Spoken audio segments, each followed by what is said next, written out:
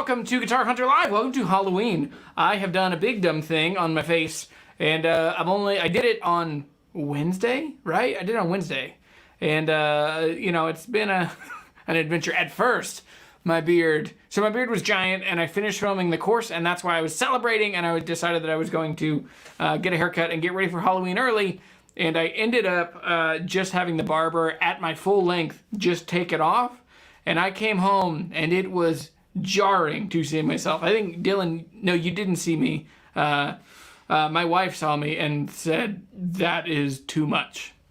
Because it was like a 4-inch long beard and then just like a straight line down the middle. So anyway, I'm going as Colonel Mustard this time. So anyway, how are you? How is your week going? Is it raining where you are? It's been super rainy here all day and not super fun to be outside. But it's Halloween this weekend, so I'm excited. We're going to hang out. We're going to do a bunch of stuff. And, yeah, I don't know. Life is good here. I feel 100 pounds lighter. Having finished the online course, having finished Better Guitars Faster, which we're now in crunch mode getting edited, both of us. I mean, everyone that's been involved in it has been excited at what's coming out because it's just the coolest thing that I've been able to do. Like, I really am super proud of it. So I'm excited to get it out. We are trying really diligently and really hard to get it out by the middle of November. If we can get it out by Black Friday, that would be an amazing thing. So anyway, cool. Anything fun going on in the comments? There is a monitor up here, so if you see me looking, I'll try and avoid it. But the North American Guitar Show next weekend. Oh, Daniel, I promise. Daniel, it is next weekend. I keep thinking it's a couple weeks off. Can you email? We will talk. We'll figure out. I definitely can come for one day. So the North American Guitar Show in Philly is next week. And so anyway, I've been in the busiest, most frantic season of my life. But, Daniel, let's talk, and we'll have to figure out, hotels and all that stuff. But, I really want to go, and I really want to make it work. And maybe I have a couple guitars that I'd like to sell and trade, and I haven't been to that guitar show in a long time. So, anyway, that's super fun. I see Sonia in there. Hey, Sonia, how are you? Glad you're here.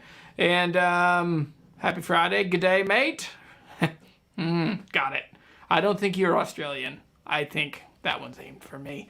I literally showed my barber a picture of Colonel Mustard and said, do this. And at first it was real intense. Like I said, it was all the way down and it was too much. So anyway, I figure today, I don't have a ton of a plan. I think most of what we'll do today is going to talk about, okay, that's good. You can see that in the picture. Okay, so I think most of what I figured we would do today is mostly Q&A, but we'll also talk about, I just posted a thing on Instagram and I said, we'll talk about like, how did I say it? Tricks, treats, the best deals, the worst, guitar hunting. So it is Halloween, but we'll mostly talk about the best guitar finds, the most dangerous deals that I've been in, some of the scare. I'll tell a couple weird, crazy stories. So anyway, all right. David, are you going to Philly? Yeah. Jeremy got that Civil War beard. It's weird. It's funny. Okay, this beard can go in many different decades and mean very different things. It can go very Civil War. It can go very Safari, Africa, Imperial, you know, what, is that Victorian? No, Edwardian? Anyway, late 1800s. You can also go, it's very Watson. I have a bowler hat that I wore the other day, and it's incredibly, like, it's dead on Watson. So that's 1880s. Or you could go totally forward and this is very Hulk Hogan. If I had a mullet, this is Hulk Hogan, man. It's the 1980s. So anyway, yes, any questions, comments? So if not, I'll just start telling stories here and there and I'll interact as stuff comes up. And we'll talk about, like I said, guitar hunting, best deals, worst deals. And then I've got a story or two to tell that are a bit spooky or scary that fall in line with Halloween. So, oh, let me talk about this guitar first. You won't see this guitar. If you're a patron, you'll see this very soon. But you'll see the deal of actually picking up this guitar. This is a Sinker Cypress Telecaster that I put together a few years ago from a bunch of parts. I was helping a friend. I was helping a friend who her husband had passed away, and he built this guitar, and this was supposed to be his kind of forever Telecaster. And I put it together, and it was right around the time that we were selling a business, starting a new business, moving across the country. I had 2 little babies, and so it just, anyway, it was just not the right time to have another Telecaster. So I sold this one a few years ago to my friend Mitch. Mitch lives not far from here, and he emailed me the other day and said, hey, I like a guitar that you have. So anyway, I'll let you watch that video later on and see it. But this is a really cool Cypress, Sinker Cypress Telecaster. It needs some TLC. It doesn't play great. It's got some buzzy frets, and it sounded, at least through the monitors here, the neck pickup sounds a little wonky.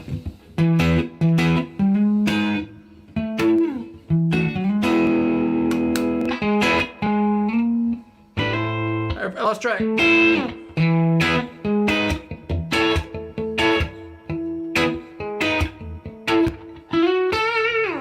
So anyway, it's a cool sounding guitar for sure. And yeah, I'm super excited to have this thing back in my life because it's, I don't know, I wanted to keep it, but for a long time, and I still occasionally feel in the same way, and maybe you guys too. I mean, life ebbs and flows, and money comes and goes, and all of a sudden there's situations where you just think like, oh my goodness, I gotta get some money moving. So that's where this guitar was. I hope to be in a more like firm financial footing these days, and it seems like I am. I got plenty of guitars hanging around now, so I'm excited to bring back certain guitars that I really love and miss, and I'm excited about. So anyway, got this guitar. It's also, this guitar was part of a very funny and weird trade, which I don't normally trade. So anyway, you'll love the video, and yeah. How'd you guys like, we put out that Gibson J50, yeah, the J50 video went out yesterday, and that one's getting a good response. It's getting shared around, lots of new people seeing it too. What's that one say? Insomnia Kid. That Scary one. Story. Yeah. Yeah. Why don't you click that one and put it up? Yeah. I have a scary story. There's a small abandoned church where I grew up by an old Civil War era cemetery. As kids, we would go there at night and be dumb. But when you get there, your battery would. There's a second part. It would be drained to 1 bar, but as soon as you left, the battery would go back. What? Signal the battery. Hold on. Oh, that's weird. That is weird. That's. Well, what do ghosts know about electricity? That's crazy. The house I grew up in had a little cemetery. It was like the old farm, because I lived in a suburb, but it was like built on an old farm. And so right behind my house was a cemetery with like probably 10 or 12 tombstones. And they were always a little like spooky. I remember telling myself as a kid that I saw things. I never actually saw things. But anyway. Exactly. Yeah, well, ghost stories get a lot of juice, but at some point you're like, I didn't actually see anything. What's that? That's a good question. Besides Eastman, Loudoun, and I don't know how to pronounce it. I don't want to mess up. Mutton. Are there other guitars from overseas you like or have been impressed with? Besides Eastman, Loudoun, Mutton. Okay, what other guitars are out there that I like?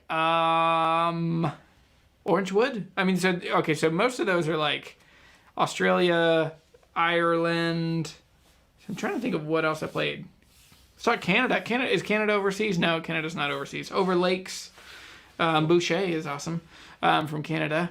Man, that's a good question. So there are lots of really cool guitars kind of all around the world. I've played one Stonebridge. There's an Alden. They're made in England, right? And they're very Martin style. I played one at Carter Vintage. I don't think maybe that was in my video. Maybe that got cut out when I went to Carter Vintage recently. They're awesome, man. There's some really good guitars made for sure in England and Europe. I'm super excited. I've been trying to coordinate with Furch Guitars to get one. Oh, the other one that's really, really impressive, there's two, is the Yamaha. The higher end Yamahas are amazing. And when I say higher end, I mean like above $500. So not crazy expensive. But there are some that are really, really, really great. I just remembered. Do you guys ever forget that you own guitars? I realized the other day that I own a guitar I've completely forgotten about for 6 months, which is a Yamaha Trans Acoustic. Anyway, but it got ran over by a bus or a van. So I've got to get it fixed. It's quite broken. But the other one that's really awesome from Japan is Alvarez Yaris, especially like the real deal ones, because there's something about Japanese craftsmanship that is masterful. So those guitars, they're incredible. Now the interesting thing with those is that they are just so, they're so precise and so clean and crisp that a lot of that translates into how they sound. They sound precise, mechanical, very sharp. Yeah, in a good way, but they don't sound like a big boomy Martin Dreadnought. They're not like an American muscle car. They are like a highly tuned sports car, like a Skyline or something. He also said he's looking at a 12 fret Wee Loudon.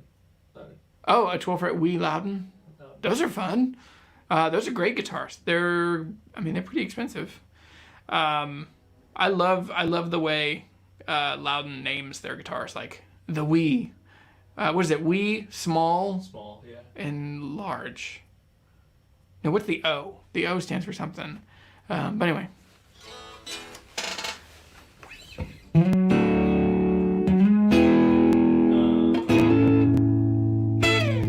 Oh, that's a good question. Jeremy, what's your take on the Martin D28 Deluxe? They're really cool guitars. I think Martin is trying really hard to get to where they are just putting really cool modern guitars out that are still a D28, but it allows to kind of move and change. It is exciting, other industries are feeling the same burden and are able to shake loose. Like, I think in particular, the biggest new exciting thing is the new Corvette C8 that's moved to a mid-engine. Like, it is an entirely different car, but it is somehow still a Corvette. And it's not the giant motor in the front and rear-wheel drive. Now it's mid-engined and it just drives totally different. So I think the D28 Deluxe is really cool because they're doing a ton of like internal tweaks and mods and stuff. They're not doing anything as substantial, in the analogy of moving the engine to the mid, which I don't know what that would be for a D28 to completely modernize it. If they did like a body contour and they did like side sound holes, or they changed the bracing or something, that would be a big thing. But yeah, Alden. Yeah, Alden's name. Do you have an Alden? Yeah. Sort of have the Dwayne Allman look going. You see that? Oh, what Boucher am I keeping? That's a good question. I haven't got to keep any of them yet, but I'm working on it.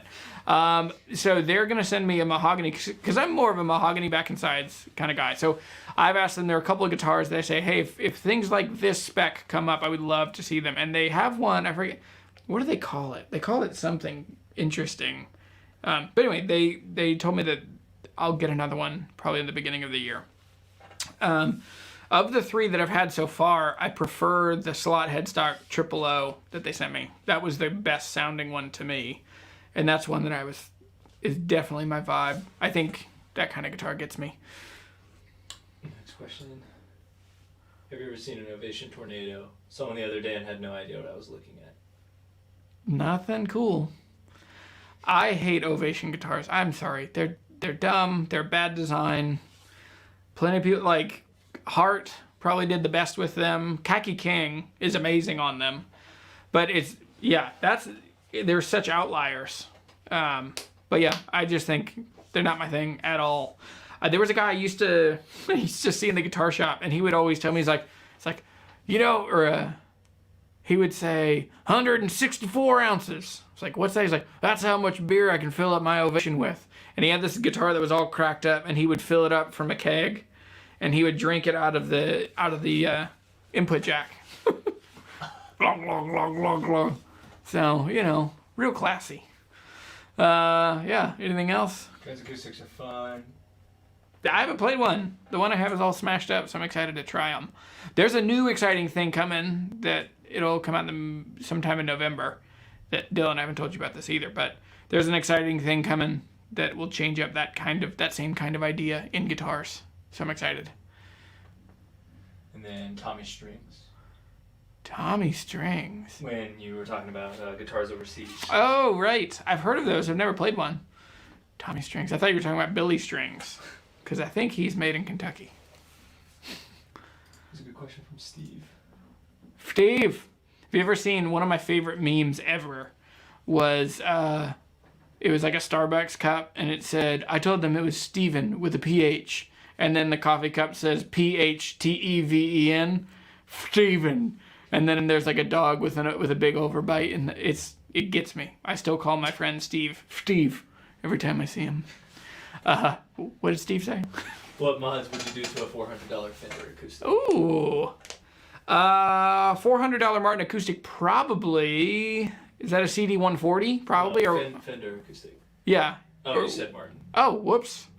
Fender. Okay, so a $400 Fender Acoustic is probably a CD140 or a Paramount or one of those. So I would say probably the biggest thing. Okay, this is a totally like an ever-evolving philosophy. But I think, what is the thing that is always touching your guitar strings every note that you're playing? Because that's probably the biggest like thing adding to or taking away from your guitar tone. So on an acoustic guitar, your bridge and your saddle is always touching every note that you play. So I think getting a good bone saddle would seem to make the most sense. Or tusk, or whatever material. Those come usually with plastic. If you can put those up to, put those up to a tusk saddle. And then behind that, the next thing that touches your guitar when you're playing open strings is the nut. So maybe move it up to putting a bone nut. I wouldn't worry too much. I would find a set of strings. So usually I try to kind of counteract whatever the guitar is most susceptible to. So those kinds of guitars are most susceptible to being high-pitched, shrill, and like picky, or like, high-pitched to your ears. So I would lean into probably try some darker sounding strings like nickel bronze or the Martin Retros or the Manel, something like that. That's a little darker and a little warmer sounding, and then you kind of balance out. And because sometimes you get to where guitars that are susceptible to being muddy, and then you put dark strings on them, and it sounds like you're playing your guitar under a big wet blanket.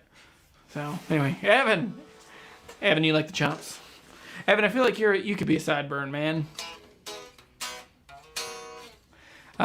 Ovation guitars sound like rubber bands. That's pretty fair. I just think they sound like a shoebox. What's Evan say? Evan wants to hear more about the tele build that you have. Oh! Yes, Evan, you'll like this thing. This is a Cypress Telecaster made by my friend John Prendergast. It was in pieces when I got it. He passed away from a really aggressive form of cancer in 2015. Yeah, beginning of 2016. Fall of 2016, I put this guitar together from pieces that he'd built. This was going to be his forever Telecaster. The story that I heard was that he picked this piece of cypress, this log of cypress, out of the Pearl River, which is the river that flows between Mississippi and Louisiana. And I can attest, because I have a guitar hanger. If you've seen pictures of my guitar hanger that's Pecky cypress, that came from this same log. So anyway, it's cool that I now have a couple things. There was another Telecaster, and there was a Jazzmaster. There were 3 bodies that were similar. None of them were finished. I sold the other one to a friend, which I don't think I've ever seen it done. So it's probably just still, it was a Jazzmaster with a flat top. So it was weird. So, because we basically found like none of the parts fit correctly. And everything, like the body was just too thin. It probably was meant for a cap, but it was made out of Pecky cypress and it was cool. But anyway, Seymour Duncan Antiquities and the bridge, nickel hardware, big Mighty Mite neck. This video will go out to patrons probably on Monday, and then it'll go live to the world on Tuesday. So, what's that one from Facebook? What strings would you recommend for a Husson Dalton Crossroads short? Oh my gosh, that's a great guitar.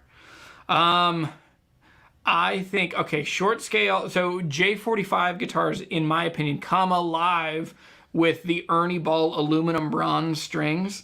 those strings they're not for every guitar, but I've had the J45 Standard and the J45 True Vintage. Both of them, I put those Ernie ball strings on it, and they just come alive. So I should start by saying it's all preference, and it's all like, what do you like? But for me, I think that doing something fun and spunky and zingy and bright works really well on those guitars. I love the Husson Dalton Crossroads. I want a Crossroads DS. Oh wait, hang on. Is yours the Crossroads DS, or is it the Crossroads, like the L00 size? The 00. Oh, 00. Okay. So I was thinking about the other guitar, but, okay, sorry. So I love Foster Bronze, particularly on smaller guitars. The one that I had the D'Addario EXP 16s, the Crossroads 12 that I had, that I demoed, and I mean, yeah, I'd be curious to try the other ones.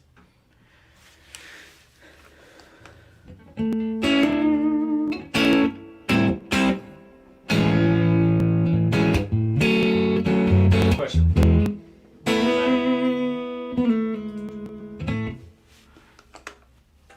Can you read it? Yeah, just got a Martin CEO7, my first Martin. I really like it. After some debate, decided to put an Anthem pickup, which sounds pretty good when needed. Have you ever played one? The CEO7 or the Anthem? CEO7. CEO7s are cool. The whole CEO series, they're very cool guitars. They've always been confusing to me as far as just the messaging and marketing and branding and just what they are. Like, they're all, if Martin made Gibsons, and it has always been very strange to me as a marketer and a salesperson. It's been very confusing saying, it's the same thing as though, what example or what comparison could I make? It would be like if, what's his name? JC from Gibson said, hey, we're going to launch, our CEO models for Gibson, and everyone was a Fender copy. Like, here's a Jazzmaster that says the Gibson on it, and here's a Strat that says the Gibson on it. So it's the same thing. So I think messaging-wise, they're a little strange, but they've always been really interesting guitars. The CEO7 is one that lots of people love. My friend Adam here in town has one. It's very cool, and it sounds really good. Is yours a Sunburst? I think they're all Sunbursts, but they're very cool. Here's a good question from JR. What is your absolute dream acoustic guitar? If you could have any one of them. Yeah. So this is a question that, it's funny, like, I struggle to let myself actually answer this question. Somebody asked me this a couple weeks ago, and I couldn't think about it for two reasons. One, it's hard for me to believe that I'm even in the place that I am now. That, like, the guitars that I own now, that I actually own them, and they're mine, and, that somehow I've made it, and all the while been able to take care of my wife and my family and pay a mortgage, and so I'm, like, deeply humbled by that, and it always feels rude to ever, like, hope or dream for more than that.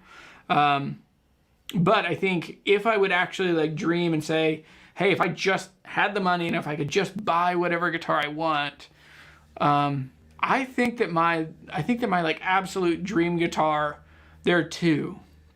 One electric, one acoustic. My dream acoustic guitar it would be a custom guitar because it doesn't quite exist, but it would be a Gene Autry style Martin D45 for that style of guitar. So dreadnought, abalone, all over, 12 fret body, and it would be mahogany back and sides instead of rosewood, and then slot headstock. And I would love, if it's my dream guitar, I get to do all the Vane stuff I want to do. So I would do my name inlaid on the fingerboard, like Gene Autry, and that same kind of scripty logo.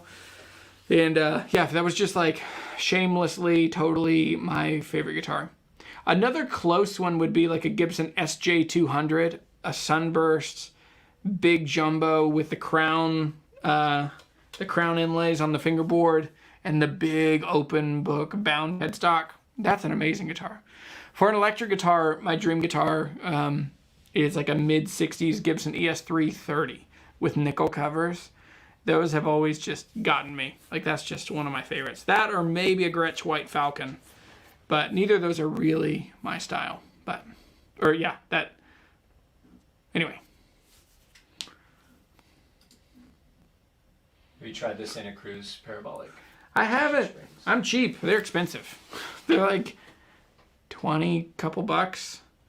I just haven't been 20 couple dollars curious. I'm also not 20 couple dollars unhappy with the guitar strings that I use now. D'Addario EXP, the coated EXPs are for the most part good for me. Between that and then the regular Slinkies for electric guitars. But I can get those like 10 bucks, 11 bucks. The nickel browns I can get around 10 or 12 bucks. And then occasionally I do String Joy. People have asked me, and I probably should make a video of just like my actual thoughts on String Joy strings. I love those dudes. They do amazing work. It's really cool that they're making their own guitar strings, and they are making guitar strings that are indiscernibly as good as the billion-dollar companies. But I think kind of the problem with that is like they're not jarringly different. Like you couldn't, especially the electric guitar strings, you don't pick them up and feel like, oh wow, these are worth twice the price, you know, because they're like $11.50, and regular Slinkies, if you get them right, like when you get those big bulk buys from like Musician's Friend or Amazon, you can get them for like $4 a set or something. Yeah. You said that those strings, you have to try them out on the Hudson Dalton. It's a different experience. That's what I've heard. I'll try them. And then Sonia said they're $18 at Chicago Music Exchange. Okay, I'll order a couple sets.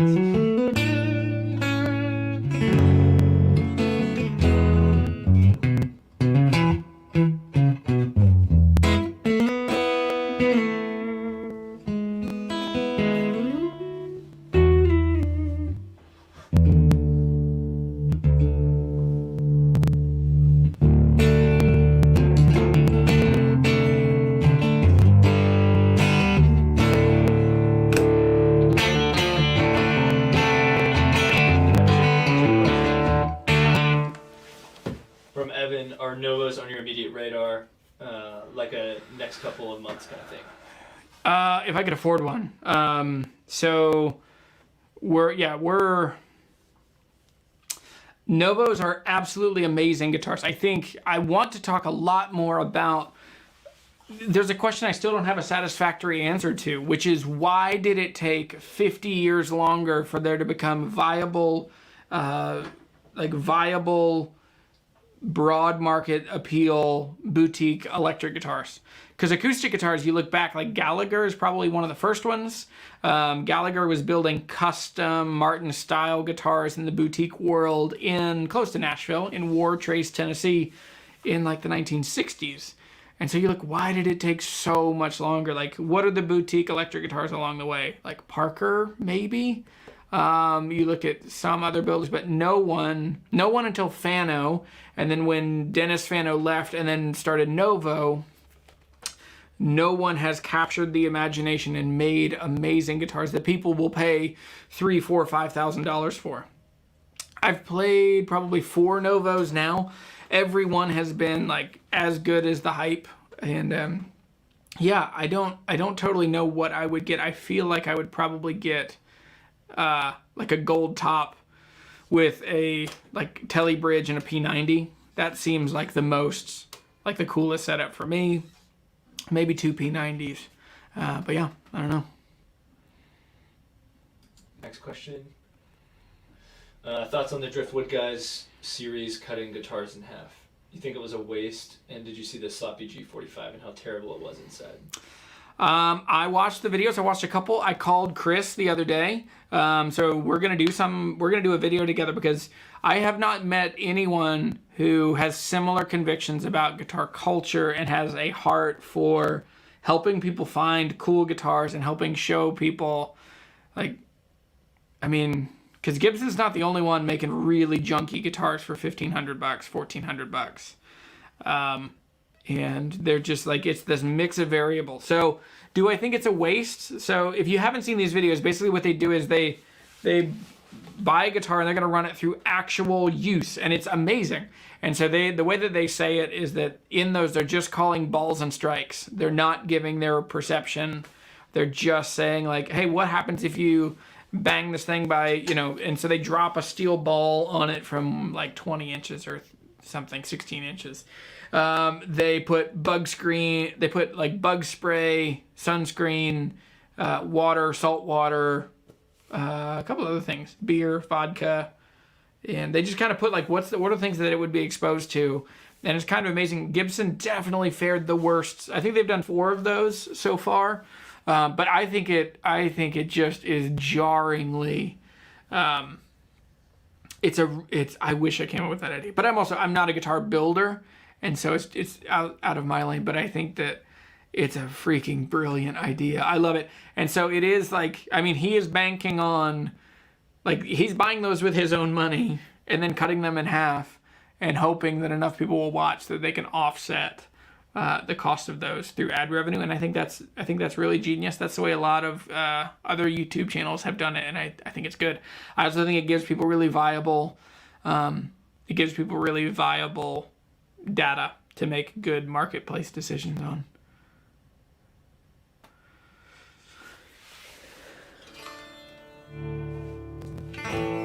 Here's a good question. How long for a normal top to age and start sounding like a torrefied top? A bunch of variables in that. So how long does it take for an acoustic guitar to kind of age out in tone? When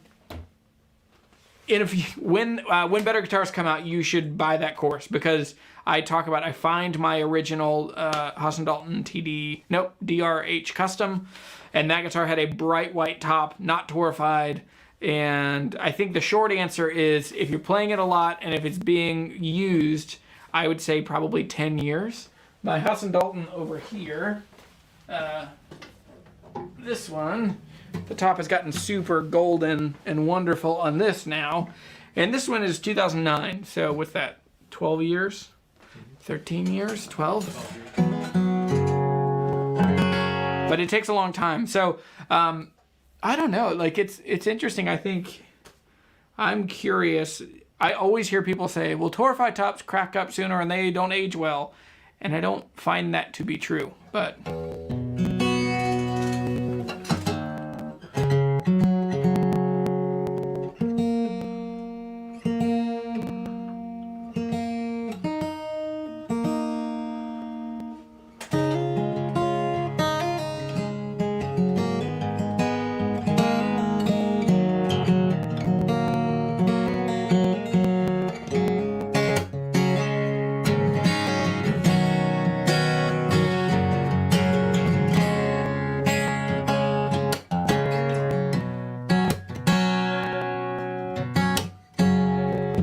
there was one about silk and steel. Yeah, they're talking about silk and steel. Yeah. So what's your take on silk and steel? I really like silk and steel strings. They are definitely not for every guitar, but if you have a guitar that you want, I mean, they are only right for a few guitars, but they're really cool when you use them. So if you don't know, instead of having steel cores, they have, for the bottom 4 strings, they have silk core strings that are wrapped in silver. And so they are, I mean, they're like classical guitar strings. So if you have a guitar that you really want to have gentle play, like you want it to play really soft, you can do that. Now it can get buzzy, like you have to set up the guitar to change it because you're changing tension so much. But they sound really cool, especially on smaller body guitars. They're really fun if you're recording a record and you want a different tone, if you want a real subtle, like you need a guitar part that sits way back in the mix and feels much more mellow. They're very good. They take all of the like weirdness and brightness out of it. But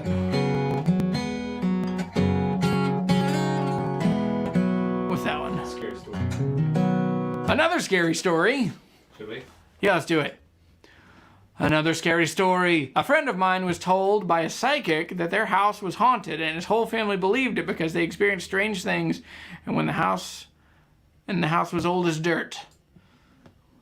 I didn't think much about it, but one night I stayed there, and a squeaking woke me up. When I looked up, it was a rocking chair rocking by itself with white fog in it. That's crazy.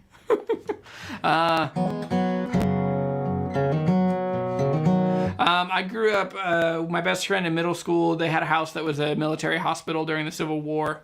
And he had stories that I never saw, but he had stories of like, he would hear banging on the front door and yelling, and that they were, I do have a story that I've actually seen in person.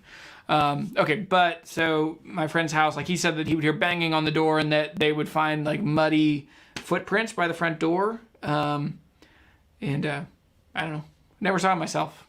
The only thing I've ever seen that's kind of like that was there's this place as you're going from where I live in the Shenandoah Valley over the mountains into Charlottesville.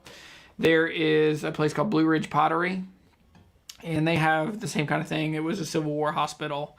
And their front steps, they eventually covered in like decking, like wood decking, because they painted it, and it kept turning red, and there were like red footprints on it, and they say that they were blood. And I don't know.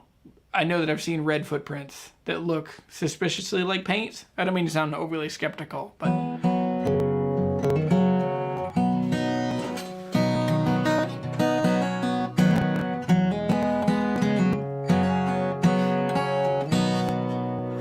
What is it?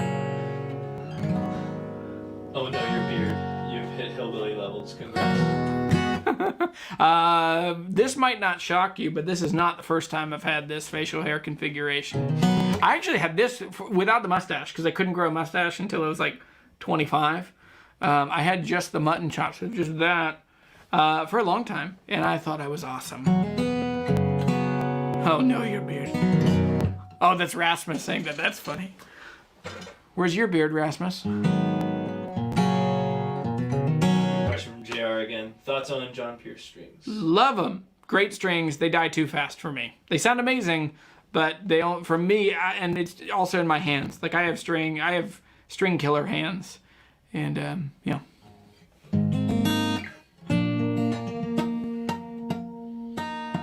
Oh, my baritone, I found a thing I can do. I guess it's B here. It's like A. No, hang on, it's way down. It's a fifth down. But when I play that 7th fret, these octaves back behind it on the B, on the E of the B, sound amazing. I'll have to show you next time I do a video with my baritone.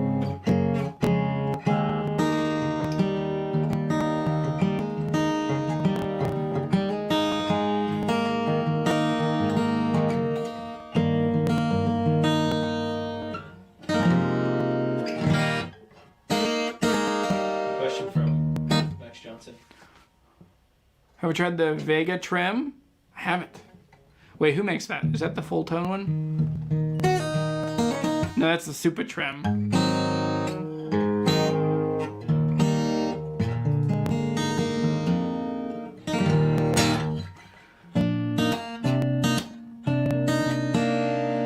Well, let me tell you guys a story.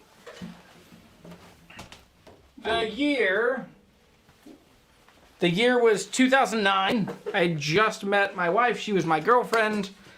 She wasn't my wife then. She was my girlfriend then. We just started dating, and I knew that I needed to start making some hustle to raise some money to buy an engagement ring. So I started looking for guitar deals all over the place, and I found a deal on a Larrivee, and I love Larrivees. I feel like they're just critically undervalued, and so I found a Larrivee OM9 for $1,100, and that guitar, even at that point, there's no way that guitar was less than $2,000. And so I found it, and I just like totally impulsively, totally impulsively jumped in the car. I printed out MapQuest directions because I was going way out onto Afton.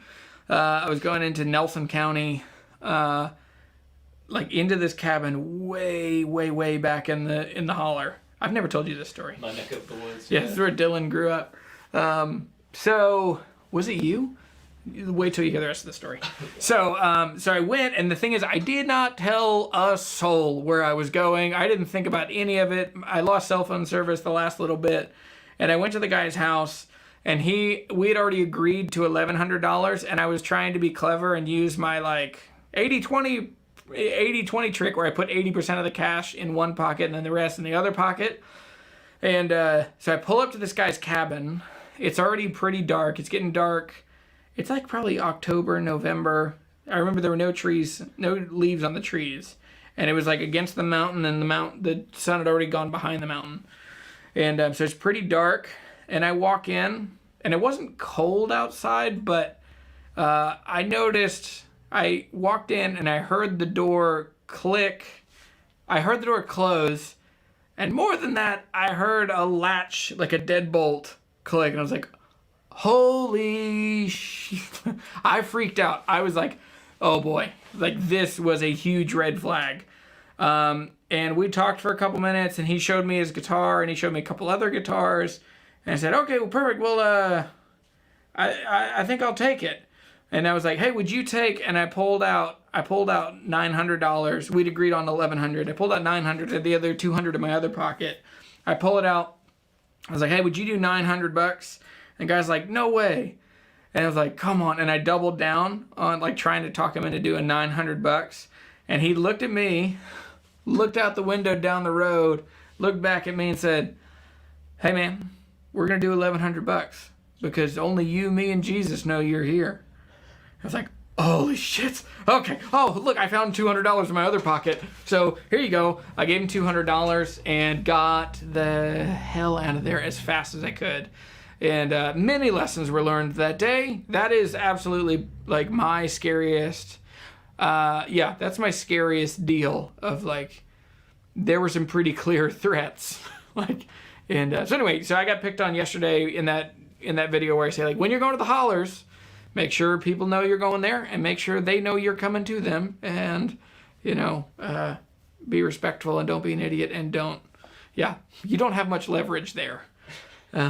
Especially when it's like there's no cell phone service and I didn't tell anyone. So anyway. You were just trying to get an engagement ring. Yeah. So on the flip side, I then took that guitar and sold it for $1,800 a couple months later. And then sold a couple other guitars. Bought an engagement ring. What'd your wife think of that story? Or at the time? Oh, I don't think I told her. She might, if she watches this might be the first time she's heard it. No, I've mentioned it, but... The things you'll do for love. Yeah. JR has the last question. He said, you ever buy a guitar to flip, but you absolutely fall in love with it? Yes. So much that you keep it. Oh, yeah, a lot of times. Most recently it was that Waterloo WLS. What else have I fallen in love with? And guitars that I definitely... I have to be careful because I have an affinity for all guitars. And I want pretty much all of them to stay around. There are ones that I definitely drag my feet in selling. Most of them eventually get sold. Yeah, that's a good question. It happens for sure. And if you're doing it okay, if you're doing it in a way that it's money, it's your own money, you're not paying interest on that money, and it's just the opportunity there, and yeah, there's a wise way to flip guitars. And it's slower, but in the end, it allows you. So if you find a guitar that you really dig, you can kind of hang on to it for a minute. Jim says he came in late. Who's in the back helping you out? Yeah, who are you? Who am I? My name's Dylan. Do you want to show him your face? You can. Yeah, sure. Hey guys. This is Dylan. I'm Dylan. So Dylan is amazing. Goes to Liberty and amazing photographer, videographer, editor, good friend. Thank you. And yeah. Helps me out with not feeling stressed out at all of the crap that it takes to make this stuff happen. Try and take as much of a load off as I can. Yeah. And keep up with comments. Yes, exactly. Yeah. Because there's a lot to keep up with. Yeah. Yeah, if you came in late also, I went full Jack Black and yeah, I'll put the hat back on. It was hot on my head earlier, but whatever.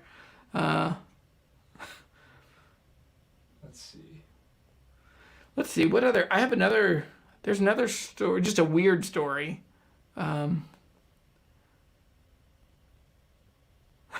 So many comments. Lots. Oh, Cranky Frankie says you actually thought Jesus was there. That's how he got out of it, Frankie. He's still here. That's a funny...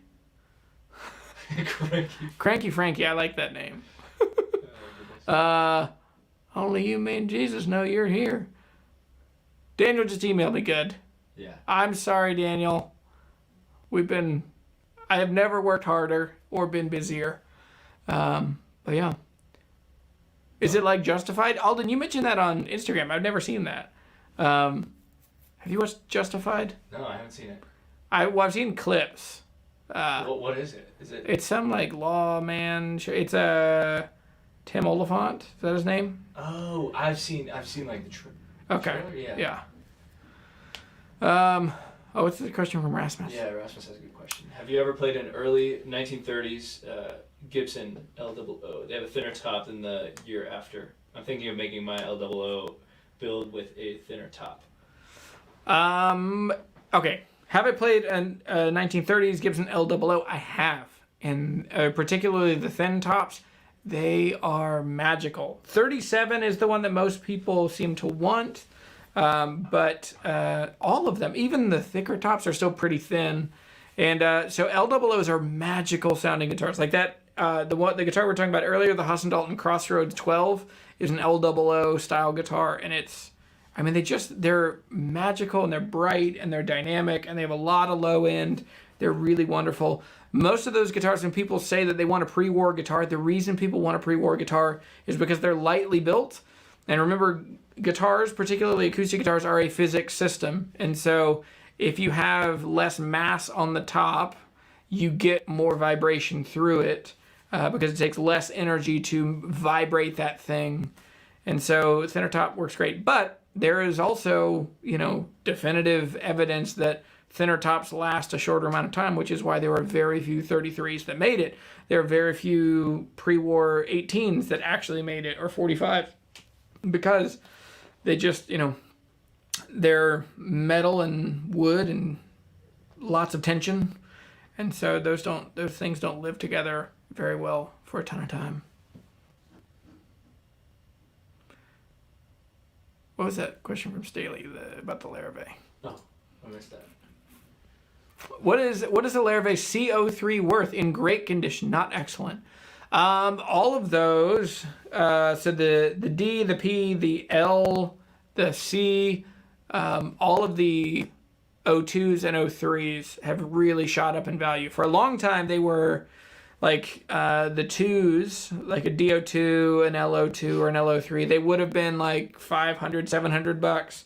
Then they shot up to around $1,000. I would guess, kind of wet finger in the air, I would guess that we're going to be around like $1,000, $1,200 probably. But I would have to, because I don't know the C size that well. Greg Oakes, are you the band director from my high school? Sam said, Jeremy looking like a Jumanji. Dude, seriously. Yeah.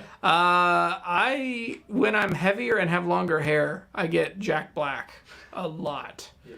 And in middle school, I used to get a lot of the dude from Smash Mouth, which that's a bad thing to be, to have an equivalency to, or a comparison to. That dude's had a rough couple weeks. Mark says he loves the necks in the 1930s LOOs. They're wonderful. They're super V-shaped. And that's why I think that it's so cool that so many guitar companies are starting to pick up. Like Martin did a really good job with their LOO kind of guitar. Yeah. And good question from SJ2. Looking into first all solid acoustic, how much belly bulge should be acceptable? I wouldn't worry about it. Belly bulge never killed anybody. So that's the thing. I wish I would talk more about that. I will talk about more about that. Belly bulge is not a real problem. So what he's talking about is acoustic guitars on the top, as they get older, the bridge tends to roll forward and the belly of the guitar comes up. Usually it's a sign of the guitar being too humidified, and they just get a little bulgy, and with that.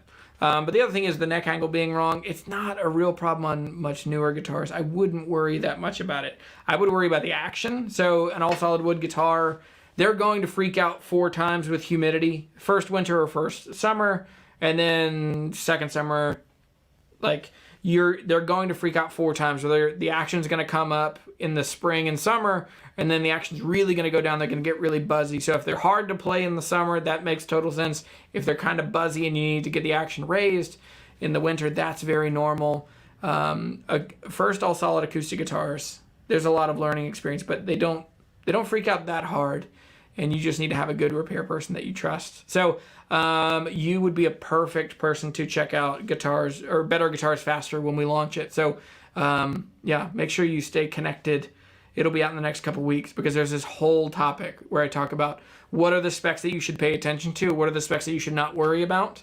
And yeah, I talk a little bit about belly bulge in that. It's just, I'm not worried about it, and I don't think you should be worried about it either. Taylor M asks, which guitar would you say best fits the vibe of your majestic mutton chop beard? Which guitar? My Waterloo. Play that one. Because believe it or not, I've been dressed like this since Wednesday. And it's like, what's funny is it brings out like fashion choices that I normally make, and it just makes them cooler. Like my little cabbie hat, my wider brim, a lot of hats bring it out, but also shirts, my boots. These are I bought these boots when I was like 16, when I was baling hay, and I've had them resold 4 times. And my cobbler last time said, "This is it, man. So prepare your heart and mind for these boots to go away." But yeah, I feel like a man born out of time. Well, yeah, the Waterloo and my Telecaster. Even though the pink paisley Telecaster is nonsense as far as how it looks compared to this. Yeah. Another one from Taylor M. Thoughts on owning an expensive modern guitar with no truss rod? And he gave the example of the Martin 000 Rio 1919. That's a weird guitar to pick. Okay, so thoughts on an expensive modern guitar with no truss rod. So they still have a truss rod. They do not have an adjustable truss rod. So don't think like, oh, like there's no truss rod in there, so the action's just going to go terrible. No, it's just, it will be a set amount of relief for the life of the guitar. And Martin did this until 1984. And so there are still a lot of guitars, and even realistic ones that most people could afford if they wanted. 1970s, early 1980s Martins don't have an adjustable truss rod, and they're fine. They would need a neck reset eventually, but the relationship of relief on the neck works out really great. They're pretty resilient, and they're pretty forgiving. You can run lights, you can run mediums, and you don't have to do much of a setup to tweak them and change them. But it is interesting, especially when you start looking like the Martin Authentic series, where like, hold on, I'm going to pay $6,000 for a guitar that doesn't have, finish on the side of the fingerboard and doesn't have, adjustable truss rod, and the finish was put on by hand rather than like sprayed and polished. And yeah, it's kind of like when you get into, like if you're into cars and the more money you spend and you're like, wait a second, I'm spending $40,000 more and I don't have airbags or door latches. I just have little ribbons to open the door latches. And it's, yes, the more money you spend, the less you get. But there's something magic about those guitars. Like, those guitars sound amazing. So I think sounding amazing talks me into, not having a truss rod. I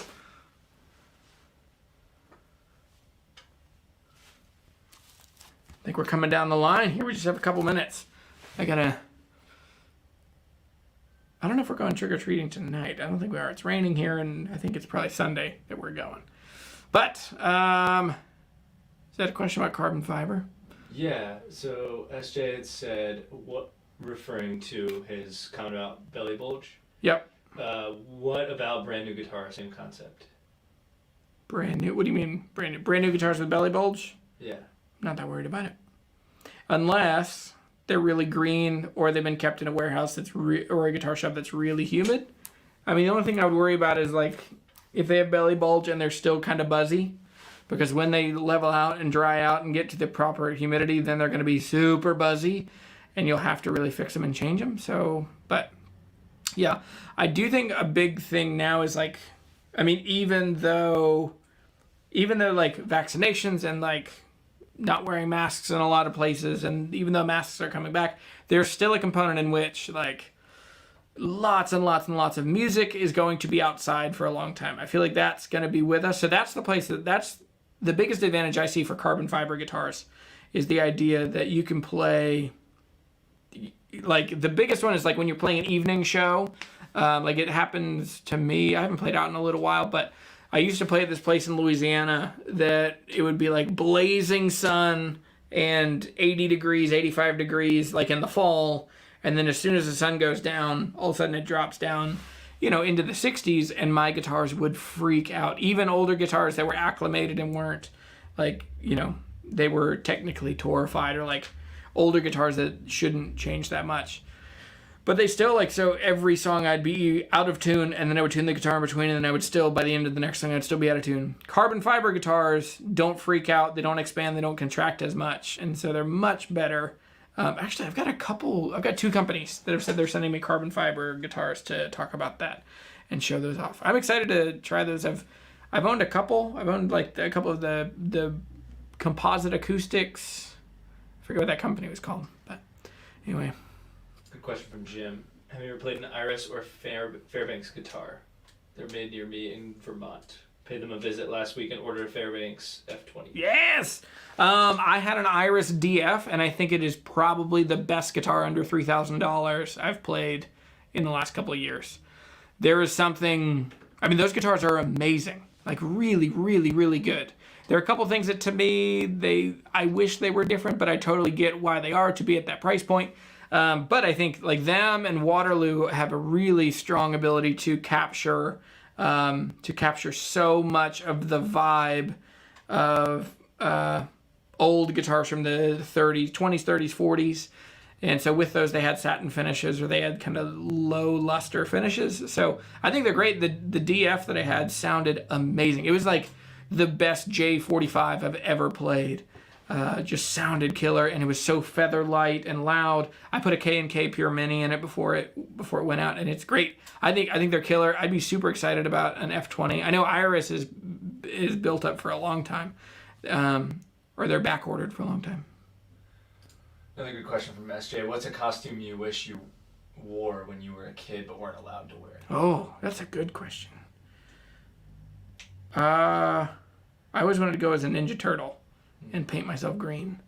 So in hindsight, that's probably a good call. That's one, yeah.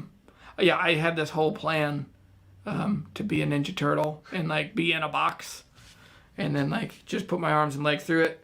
And my mom was like, "You're gonna hang your little chicken legs out of that box," and So, yeah. Poor little Jeremy. I went as Aladdin. That was a bad choice too. Another good one from Sonia. Jeremy, do you have any classical or Spanish guitars? I don't see any in your guitar arsenal.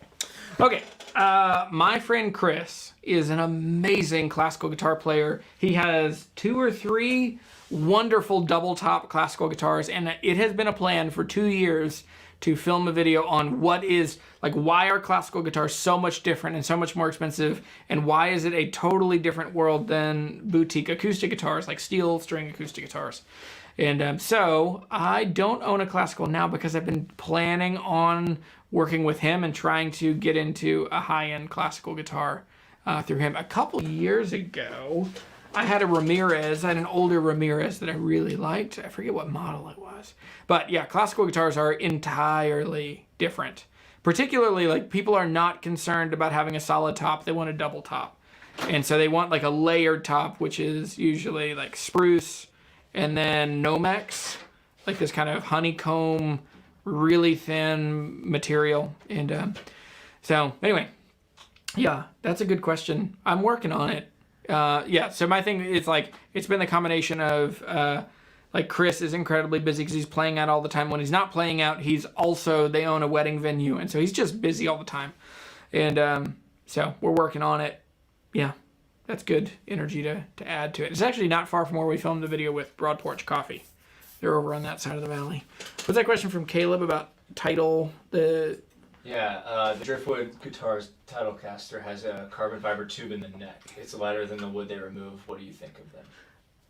I think that Chris is a wizard, and I trust his.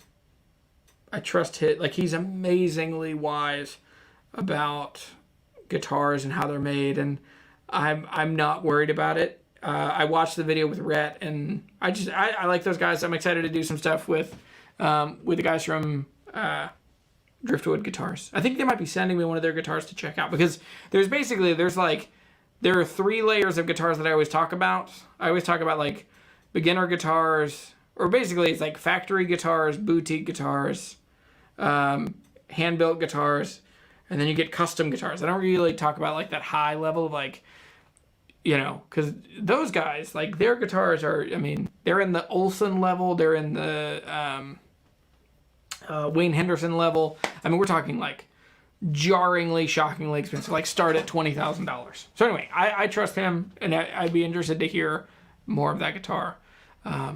Yeah, it'd be fun to play it. I think I'm going to head down there at some point and see them. But anyway. Going from Allen.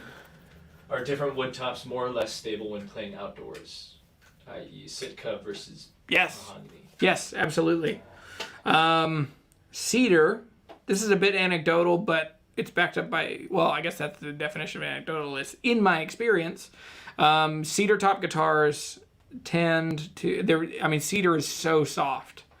And so cedar tends to have a lot of reaction to temperature changes, especially like the way like we're playing at church now. We play in a parking lot, and when the sun's coming up, it's behind a tree, but usually by the end of the service, so like the first chunk of the service, it'll be mostly in the shadows.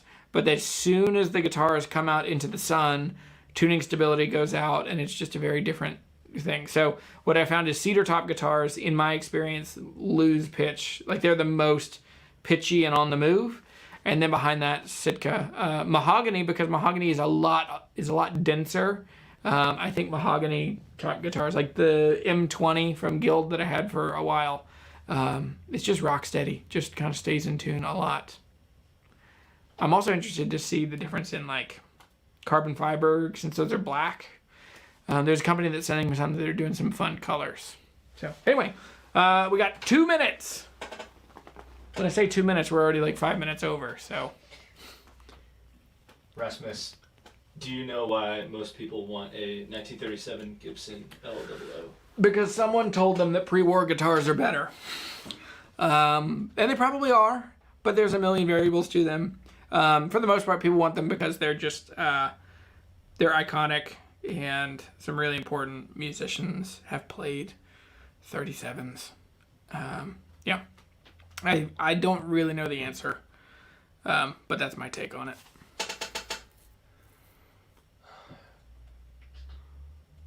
Taylor mentioned Martin 00030 is actually a totally truss rodless guitar. No ebony rod, no reinforcement at all. Just a solid hog neck. Oh boy. Very weird but cool instrument. Yeah, I don't know that instrument, and it's you've done a thing that doesn't normally happen.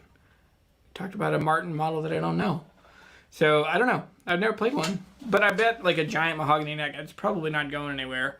The big thought with a lot of them, like even Dick Boak from Martin has said that the reason they didn't put truss rods in their guitars is so they could save money, which may be true. It probably is just to save labor, and to keep the cost down. But they also had a conviction and a belief that Martin guitar owners were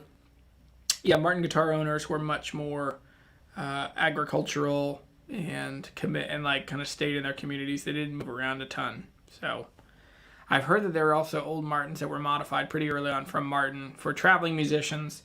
I have heard rumor that Gene Autry's original D45 and Woody Guthrie, I've heard maybe Wayne Henderson mentioned that at some point. But I've heard that some of the old Martins had been modified to have adjustable truss rods. Anyway, I don't know. We'll do 2 more questions. So this one and one more. What do you think of a reclaimed redwood 1878 top and hogback sides and sides sound like? Top end hogback and sides sounds like. Yeah. Top and okay. So reclaimed redwood top and mahogany back and sides. Oh. That would sound awesome. Super old. Depends on how it's braced. I mean, there's a bunch of stuff to that. Depends on how it's braced. Depends on how it's finished. Depends on, does it have a peg head? Probably would have a slot headstock at that point. It would sound really good. There's an Instagram account that I've been like hooked on the last couple of weeks, which is Stay Gold Guitars. And what they're doing is they're buying up these old Washburns and Petrie and other brands, and they're taking the backs off of them. They'll rebrace the tops to modern style X bracing, and then they'll put them back together. They sound awesome. I mean, Yeah, it's very cool. It's kind of the same if you care about photography. Some of the things that are starting to happen, like in photography. Can you hand me one of the Helios lenses? Yeah, one of the vintage lenses. So it's not a Helios, Takumar. So if you care about old photography, so what you have here is like this is an old lens from a Pentax camera, and so what you can do with these is so these are really easily adapted to a new camera. So it's really cool is you can add an adapter, and all of a sudden this goes on to the same camera that we're running here. And the coolest thing is when you put these lenses on new cameras, they look like old film photography. They look vintagey and moody. And what's cool is a lot of the mojo is in this. So in the same way with guitars, you're finding some of these guitars that because they are old wood and you do that, but you can add certain things, you can re-brace them, and you can bring them, and also when you do that, you can also put a K&K pickup in it, or you can put a pickup in it so that all of a sudden you've got a guitar that looks 100 years old and gives you like the feel and the vibe, but also gives you some really cool kind of unusual things. So I'm into that. All right, last question. This is going from Taylor. Does a more highly figured wood sound better than a plainer wood? Or is it just nicer to look at? Probably just nicer to look at. That's a really good question. I've always wondered that same thing when you think about figured maple versus flame maple. Because flame maple is like, it just seems to me like there's more material, like more, like there's less pulp in the wood. There's more whatever you call like, anyway, that's a good question. I don't totally know the answer, but that's a really good question. That'd be a good question for, because I think it's also interesting when you talk about, you can get a guitar that's rosewood back and sides and a spruce top for around $2,000, and then you can still buy a D45 that's a Sitka spruce top and rosewood back and sides, but it's prettier. And so like where do you start losing value, or like where do you start spending way too much more for just a small increase of actual quality and sound? But yeah, I would bet the density is different on those, and density, yeah, if we come back to physics and energy transfer. So anyway, this has been a really fun. So coming out of this, if you want, there's a bunch of stuff that you've seen here, like the amp back behind me, and a bunch of stuff. Well, the amp didn't come from Sweetwater, but I now have a Sweetwater store. And so now if you can check out my Sweetwater store, if you buy strings through Sweetwater, if you buy other stuff, go through this link, and then you can use the rest of the stuff, and you can, that is a really amazing way that you can help make sure that these videos keep happening. I'm a Sweetwater affiliate. I also we're going to do some more kind of targeted stuff. We're going to do the best guitars under $1,000. I'll start doing more recommendations. We're going to do some giveaways as well. You will find links in the description for giveaways as well. And then also, if you missed our video last week, we made coffee, and we went over to Luray, and we saw the guys that are making coffee at Broad Porch. Dear friends, making amazing coffee in the Shenandoah Valley. Check them out. And I just changed it over. It's now free shipping. Most things in the shop are free shipping now, I think. Well, no, I'm changing it over. But anyway, next thing, and I'll change this before, or as soon as possible, snag a hat. There's like 14 hats left in this round, and after this, it's going to be a couple months because the world is weird, and it's hard to get hats back in stock now. Also, here's a weird old picture of my beard that's gone. We should go to that next one. That's what they should look at. There it is. Yes, look at that beard. So good. So, happy Halloween. Thanks for hanging out. This has been super fun. You guys are the best. And yes, I guess we can turn that off and come back to... So, anyway, I was kicking back watching. But have a great Halloween. Have fun. Thanks for the questions. Thanks for hanging out. Thanks for talking about the spooky, weird things that happen in the guitar world. And yes, good deals, bad deals, weird deals, tricks, treats. Go find cool guitars. And I don't know. That's it. That's all I got. I've talked to a camera as much as I can this week. See you later.